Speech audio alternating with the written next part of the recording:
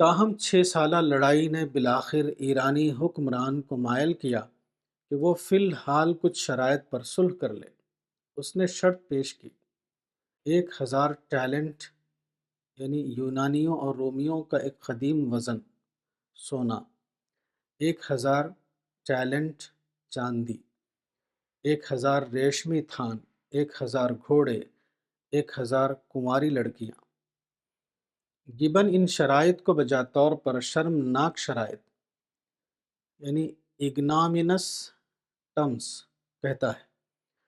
ہرقل یقیناً ان شرائط کو قبول کر لیتا، مگر جتنی کم مدت میں اور جس چھوٹے سے لٹے ہوئے علاقے سے اس کو ان قیمتی شرائط کی تکمیل کرنی تھی، اس کے مقابلے میں اس کے لیے زیادہ قابل ترجیح بات یہ تھی کہ وہ انہی ذرائع کو دشمن کے خلاف آخری حملے کی تیاری کے لیے استعمال کرے۔ ایک طرف یہ واقعات ہو رہے تھے، دوسری طرف ایران اور روم کے درمیان عرب کے مرکزی مقام مکے میں ان واقعات نے ایک اور کشمکش پیدا کر دی تھی۔ ایرانی سورج دیوتا کو مانتے تھے اور آگ کی پرستش کرتے تھے، اور رومی وحی و رسالت کے ماننے والے تھے۔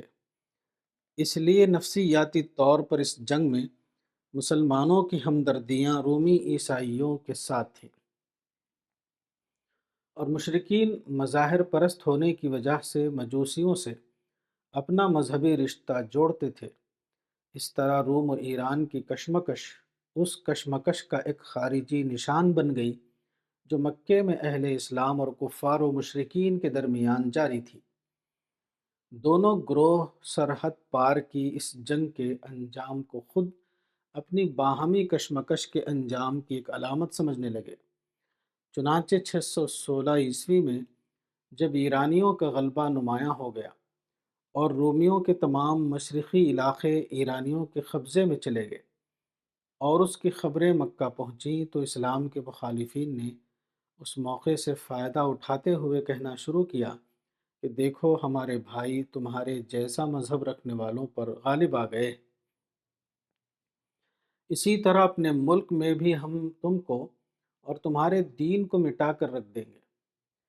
مکے کے مسلمان جس بے بسی اور کمزوری کی حالت میں تھے، اس میں یہ الفاظ ان کے لیے زخم پر نمک کا کام کرتے تھے۔ عین اس حالت میں پیغمبر خدا کی زبان سے یہ الفاظ جاری کیے گئے: غلبت الروم في أدنى الأرض وهم من بعد غلبهم سيغلبون في بضع سنين لله الأمر من قبل ومن بعد ويومئذ يفرح المؤمنون بنصر الله ينصر من يشاء وهو العزيز الرحيم وعد الله لا يخلف الله وعده ولكن أكثر الناس لا يعلمون۔ سورہ نمبر 30 آیت 2-6۔ یعنی رومی خریب کی زمین میں مغلوب ہو گئے، مگر مغلوب ہونے کے بعد چند سال میں پھر وہ غالب آ جائیں گے۔ پہلے اور پیچھے سب اختیار خدا کے ہاتھ میں ہے، اور اس دن مسلمان خدا کی مدد سے خوش ہوں گے۔ وہ جس کی چاہتا ہے مدد کرتا ہے، وہ غالب اور مہربان ہے۔ خدا کا وعدہ ہے، خدا اپنے وعدے کے خلاف نہیں کرتا۔ اس وقت جب کہ یہ پیشن گوئی کی گئی، گبن لکھتا ہے، کوئی بھی پیشگی خبر اتنی بعید از وقوع نہیں ہو سکتی تھی، کیونکہ ہرقل کے ابتدائی 12 سال رومی سلطنت کے خاتمے کا اعلان کر رہے تھے۔ صفحہ 74۔ مگر ظاہر ہے کہ یہ پیشن گوئی ایک ایسی ذات کی طرف سے کی گئی تھی جو تمام ذرائع و وسائل پر تنہا قدرت رکھتا ہے، اور انسانوں کے دل جس کی مٹھی میں ہیں۔ چنانچہ ادھر خدا کے فرشتے نے ایک امی کی زبان سے یہ خبر دی، اور ادھر ہرقل قیصر روم میں ایک انقلاب آنا شروع ہو گیا۔ گبن لکھتا ہے، تاریخ کے نمایاں کرداروں میں سے ایک غیر معمولی کردار وہ ہے جو ہرقل کے اندر ہم دیکھتے ہیں۔ اپنے لمبے دور حکومت کے ابتدائی اور آخری سالوں میں یہ شہنشاہ سستی، عیاشی اور اوہام کا بندہ دکھائی دیتا ہے۔ ایسا معلوم ہوتا ہے کہ وہ اپنی رعایا کی مصیبتوں کا ایک بے حس اور نامراد تماشائی ہے، مگر صبح و شام کا بے رونق کہر دوپہر کے سورج سے کچھ دیر کے لیے چھٹ جاتا ہے۔ یہی حال ہرقل کا ہوا۔ محل کا آرکیڈیس یکایک میدان جنگ کا سیزر بن گیا، اور روم کی عزت 6 جرأت مندانہ مہموں کے ذریعے حاصل کر لی گئی۔ یہ رومی مورخین کا فرض تھا کہ وہ حقیقت سے پردہ اٹھاتے اور اس خواب اور بیداری کے وجوہ بیان کرتے۔ اتنے دنوں بعد اب ہم یہی قیاس کر سکتے ہیں کہ اس کے پیچھے کوئی سیاسی اسباب نہیں تھے، بلکہ یہ زیادہ تر اس کے شخصی جذبے کا نتیجہ تھا۔ اسی کے تحت اس نے اپنی تمام دلچسپیاں ختم کر دیں، حتیٰ کہ اپنی بھانجی یعنی مارٹینا کو بھی چھوڑ دیا، جس سے اس کو اس قدر تعلق تھا کہ محرم ہونے کے باوجود اس کے ساتھ اس نے شادی کر لی تھی۔ گبن والیوم 5 پیج 76-77۔ وہی ہرقل جس کی ہمت پست ہو چکی تھی اور جس کا دماغ اس سے پہلے کچھ کام نہیں کرتا تھا، اب اس نے ایک نہایت کامیاب منصوبہ بنایا۔ قسطنطنیہ میں بڑے عزم و انہماک کے ساتھ جنگی تیاریاں شروع ہو گئی۔ تاہم اس وقت صورتحال ایسی تھی کہ 622 میں جب ہرقل اپنی فوجیں لے کر قسطنطنیہ سے روانہ ہوا تو لوگوں نے سمجھا کہ دنیا رومن امپائر کا آخری تماشا دیکھ رہی ہے۔ ہرقل جانتا تھا کہ ایرانی حکومت سمندری طاقت میں کمزور ہے۔ اس نے اپنے سمندری بیڑے کو پشت سے حملے کے لیے استعمال کیا۔ اس نے اپنی فوجیں بحر اسود کے راستے سے گزار کر آرمینیا میں اتار دیں اور وہاں عین اس مقام پر ایرانیوں کے اوپر ایک بھرپور حملہ کیا جہاں سکندر اعظم نے اس وقت کی ایرانی سلطنت کو شکست دی تھی، جب اس نے شام سے مصر تک اپنا مشہور مارچ کیا تھا۔ ایرانی اس غیر متوقع حملے سے گھبرا گئے اور ان کے قدم اکھڑ گئے، مگر ابھی وہ ایشیائے کوچک میں زبردست فوج رکھتے تھے۔ وہ دوبارہ اس فوج سے حملہ کرتے اگر ہرقل نے اس کے بعد شمال کی جانب سمندر سے اسی قسم کی دوسری غیر متوقع چڑھائی نہ کی ہوتی۔ پھر وہ سمندر کے راستے سے قسطنطنیہ واپس آیا۔ آواریوں یعنی آوارس سے ایک معاہدہ کیا اور ان کی مدد سے ایرانیوں کو ان کے دارالسلطنت کے گرد روک دیا۔ ان 2 حملوں کے بعد اس نے مزید 3 مہمیں جاری کی۔ 623 میں، 624 میں اور 625 میں یہ مہمیں بحر اسود کے جنوبی ساحل سے حملہ آور ہو کر ایرانی قلم رو میں گھسیں اور میسوپوٹامیہ تک پہنچ گئیں۔ اس کے بعد ایرانی جارحیت کا زور ٹوٹ گیا اور تمام رومی علاقے ایرانی فوجوں سے خالی ہو گئے۔ اب ہرقل خود ایرانی شہنشاہیت کے قلب پر حملہ کرنے کی پوزیشن میں تھا۔ تاہم آخری فیصلہ کن جنگ دجلہ کے کنارے نینوا کے مقام پر دسمبر 627 میں ہوئی۔ اب خسرو کی ہمت چھوٹ گئی تھی۔ وہ اپنے محبوب محل دستگرد سے بھاگنے کی تیاری کرنے لگا، مگر اسی دوران میں خود اس کے محل کے اندر اس کے خلاف بغاوت ہو گئی۔ اس کے لڑکے شیرویہ نے اس کو گرفتار کر کے ایک تہ خانے میں بند کر دیا، جہاں وہ 5ویں دن بے کسی کی حالت میں مر گیا۔ اس کے 18 لڑکوں کو اس کی آنکھ کے سامنے قتل کر دیا گیا، مگر اس کا یہ لڑکا بھی صرف 8 مہینے تخت پر رہ سکا۔ اس کے بعد دوسرے شہزادے نے اس کو قتل کر کے تاج پر قبضہ کر لیا۔ اس طرح شاہی خاندان کے اندر آپس میں تلواریں چلنا شروع ہو گئی، یہاں تک کہ 4 سال میں 9 بادشاہ بدلے گئے۔ ان حالات میں ظاہر ہے کہ اثر 9 رومیوں کا مقابلہ کرنے کا کوئی سوال نہیں تھا۔ خسرو پرویز کے بیٹے قباد ثانی نے رومی مقبوضات سے دست بردار ہو کر صلح کر لی۔ مقدس صلیب کی اصل لکڑی واپس کر دی گئی، اور مارچ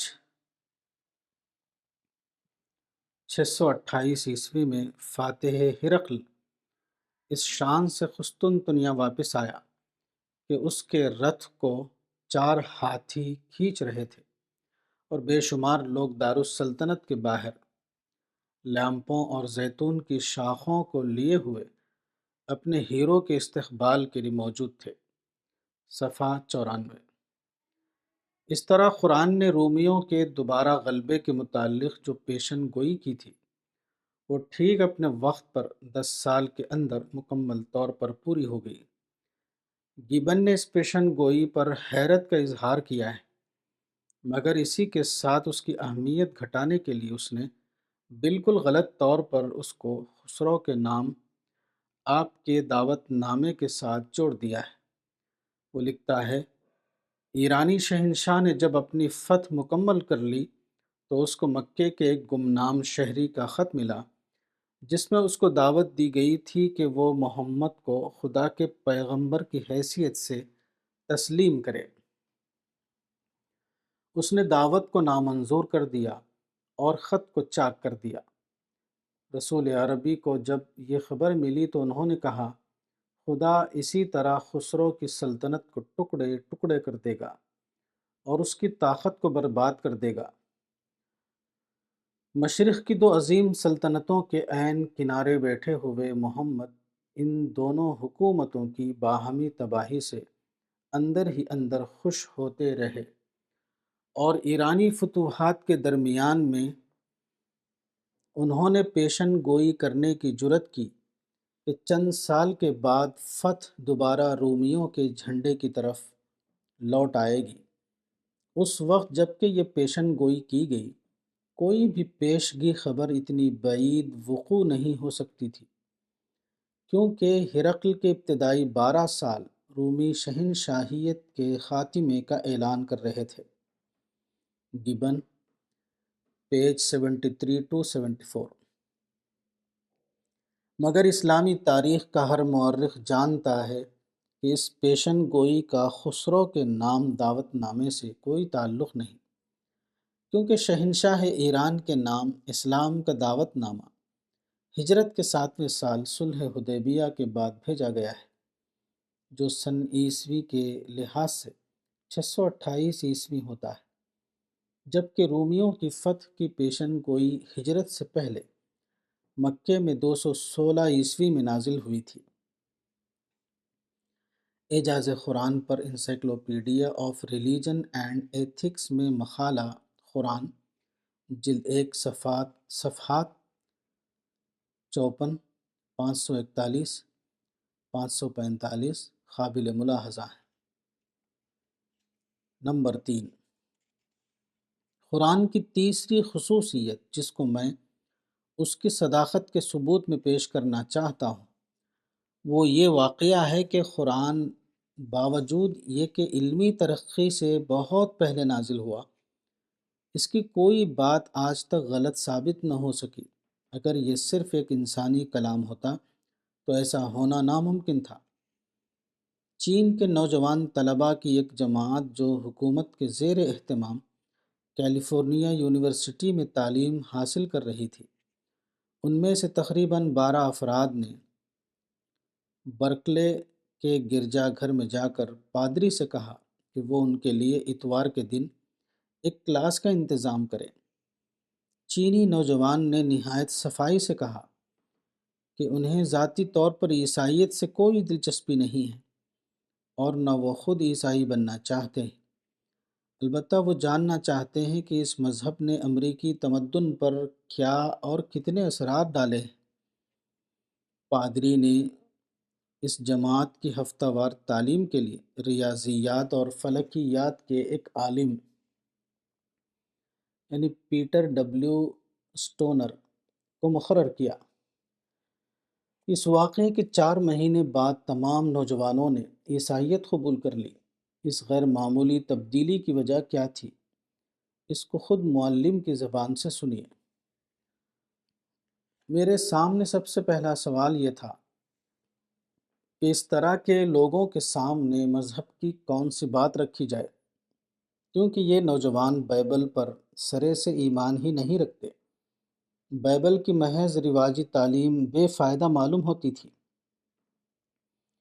اس وقت میرے ذہن میں ایک خیال آیا۔ میں نے اپنی تعلیم کے زمانے میں بائبل کے پہلے باب کتاب پیدائش اور سائنس میں بہت قریبی مناسبت پائی تھی۔ میں نے فیصلہ کیا کہ اس جماعت کے سامنے یہی بات پیش کروں۔ میں اور طلباء قدرتی طور پر اس حقیقت سے آگاہ تھے کہ کائنات کی پیدائش کے متعلق یہ مواد زمین و آسمان کے بارے میں سائنس کی موجودہ معلومات حاصل ہونے سے ہزاروں سال پہلے لکھا گیا ہے۔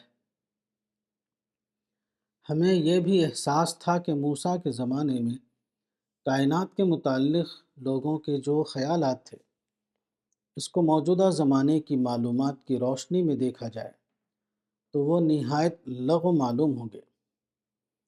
ہم نے پورا موسم سرما کتاب پیدائش کے پہلے باب میں گزار دیا۔ طلباء کام لے کر یونیورسٹی کی لائبریری میں چلے جاتے اور بڑی محنت کے ساتھ جوابات تیار کر کے لاتے۔ موسم سرما کے خاتمے پر پادری نے مجھے بتایا کہ طلباء کی پوری جماعت اس کے پاس یہ کہنے کے لیے آئی تھی کہ وہ عیسائی بننا چاہتے ہیں۔ انہوں نے اقرار کیا کہ ان کے اوپر یہ ثابت ہو گیا ہے کہ بائبل خدا کی الہامی کتاب ہے۔ The Evidence of God، page 137 to 138۔ مثال کے طور پر، زمین کی ابتدا کے بارے میں بائبل کی کتاب پیدائش میں ہے، گہرائیوں پر اندھیرا چھایا ہوا تھا۔ Darkness was over the surface of the deep۔ Genesis first, Genesis 1۔ یہ موجودہ معلومات کے مطابق اس وقت کی بہترین تصویر ہے جب زمین ابھی گرم تھی اور اس کی گرمی کی وجہ سے پانی بخارات بن کر اڑ گیا تھا۔ اس وقت ہمارے تمام سمندر کثیف بادلوں کی شکل میں فضا میں معلق تھے اور اس کی وجہ سے روشنی زمین کی سطح تک نہیں پہنچ پاتی تھی۔ ہمارا ایمان ہے کہ انجیل اور تورات اصلاً اسی طرح خدا کی کتابیں ہیں جیسے قرآن خدا کی کتاب ہے، اس لیے ان میں علم الہی کے شرارے بلا شبہ موجود ہیں، مگر ان کتابوں کے اصل الفاظ محفوظ نہیں رہے۔ ہزاروں برس گزرنے کے بعد بائبل اب ہمارے سامنے ایک ایسی کتاب کی شکل میں ہے جس میں کریسی موریسن کے الفاظ میں ترجمہ یعنی ٹرانسلیشن اور انسانی الحاق یعنی ہیومن انٹرپولیشن کی وجہ سے اصل خدائی نسخے کے مقابلے میں بہت فرق پیدا ہو چکا ہے۔ Man does not stand alone، page 120۔ اس طرح یہ صحیفے پوری شکل میں اصل حیثیت کو کھو چکے ہیں، اور یہی وجہ ہے کہ اللہ تعالیٰ نے ان کتابوں کو منسوخ کر کے ہمارے لیے اپنی کتاب کا تصحیح شدہ ایڈیشن یعنی قرآن نازل کیا۔ قرآن اپنی صحت اور جامعیت کی وجہ سے بدرجہ اتم ان خصوصیات کا حامل ہے جن کی صرف ایک جھلک اب کتب قدیمہ میں باقی رہ گئی ہے۔ یہاں میں قرآن کی اسی خصوصیت کو اس کی صداقت کی تیسری دلیل کے طور پر پیش کرنا چاہتا ہوں۔